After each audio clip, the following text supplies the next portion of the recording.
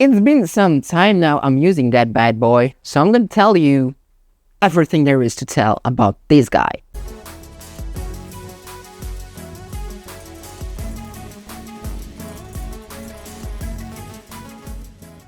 So, if you want to know where that rice comes from, I've never said it, but that rice comes from there, Yep. So, these are LP19s. This is an LP19 rack system. It was fairly easy to build. Where I don't have babies, so I don't make a nest. You have here, for example, the heat mat is right under there. There is a heat mat. This is like accumulator. So, friend of mine told me how does it work, how it works, and why you should have one on your rack system. Well, to make it simple and fairly easy, you have your heat mat. It works like your heat lamp, but on the bottom of your tank. It's gonna warm up, okay? It's gonna warm up. But it's gonna warm up that tub here, right? Up in there, you follow me. The thing is, with time, if you want that rack system to consume less energy, you have that. So why you have to consume less energy? Because obviously it's gonna warm up all the fucking time otherwise. And here, for example, I don't know, maybe instead of having to warm up all the time, that piece here is warmed up, so when the accumulator is warmed up, that one's gonna keep the warmth, the heat, and you can have it at the temperature you want a little longer than what you would have without it, for example, and so it has to heat a little less. That's in big lines.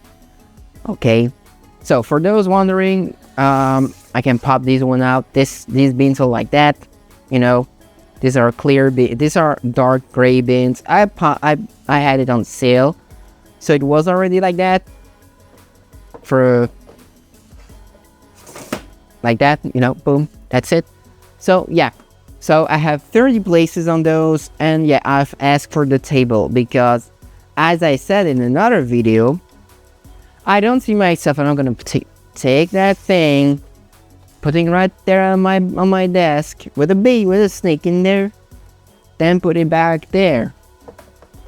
It's a whole much of time, it's a whole mess and everything. Here, you pop the hood of the shit, take the bin, put it like that, do what you have to do. You put it back in. Once you're done, put the hood back, and there we go. Pro tip I got from a friend. So, that's pretty much the thing. They all run on heat mats, so you need a thermostat. That thermostat over there is the Habitat, pulse proportional thermostat. So, to make it a little simple, how my friend explained it to me. So, how does it work? Again, so you put your probe, which my probe is over there. You don't see it really well. I think I'm just gonna flash out that thing. I don't think you're gonna see it very well, but that probe is over there. That black thing you see between the tubs. This is my probe, and my probe is there. So it's gonna say I want on that place. I want it 31, I think I put. Yeah, 31 degrees Celsius. So it's gonna warm up until it's 31 degrees Celsius over there. Now, you have the thermostat that's gonna say, okay, it's 31 degrees Celsius, I shut off. And then I wait until it's, I don't know, let's say 29 degrees Celsius. I'm gonna go back on. And it's gonna go back off, back on, back off, back on, back on, back off. That thing. Then you have those ones. Those ones was basically like that. So they're always on. If you want, they're always on. To make it simple, they're always on. But once it's for 31 degrees Celsius, for example, it's gonna send a little bit of electricity into each mat every 3, 6, 9, 10, 11 seconds, how much, needs to keep it at that temperature so it never fluctuates. or almost never fluctuate basically. If you really want to be at the half or the 10th of a degree, yes, it's gonna fluctuate because it's fluctuating the whole time, but you get the idea, right? So that's pretty much the thing. And then you have another one, but I don't remember on top of my head how it works, but you get the idea.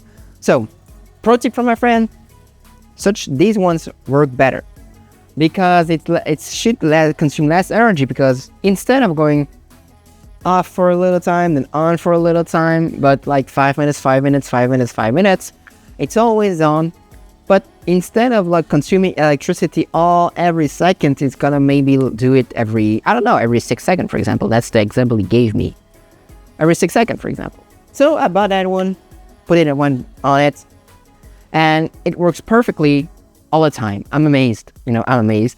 And what's easy, it's not like the other ones. I think I might change to more simplistic like those ones. You just have to roll out, if you wanted to, like let's say I wanted to 35 degrees Celsius, I just roll out. I want it to 22 degrees Celsius, I roll out. Now, obviously, as you can see, it's 25.8 here, so if I put it on 22, it's never gonna work out because it's too hot here for that. But you get pretty much the idea here how it works. So, after explaining how it works, what do I think about it? I mean, for what it is, for a rack system, and rack system is not my favorite stuff in the world, but I have to say it works really well. I have to say it is very practical. You win a lot of time, you gain a lot of time. It's very easy to clean, it's very easy to take care of the animals in that. Never gonna say otherwise. Now, for baby snakes, like baby corn snake, I'm not gonna say baby corn snake, or like a small ball python, or a carpet python, smaller snakes, or I'm gonna say babies, like hatchling to maybe just close to subadults, but not just a little under subadult, maybe like up until a yearling or so might be good, but not over for those type of snakes, at least. So I think then they go on bigger tubs, or they go in enclosures and everything. So that's pretty much the thing. Now, would I recommend such a rack system for a newbie, for someone that is new in that? A rack system, if you want to begin to breed, might be a good idea. I'm gonna say it because, I can show you a picture of a corn snake in my hand, of one of those babies in my hand. You're gonna see they're not too big for those tanks. But yeah, pretty much the thing is that these guys are, it works amazingly. I really like the thing.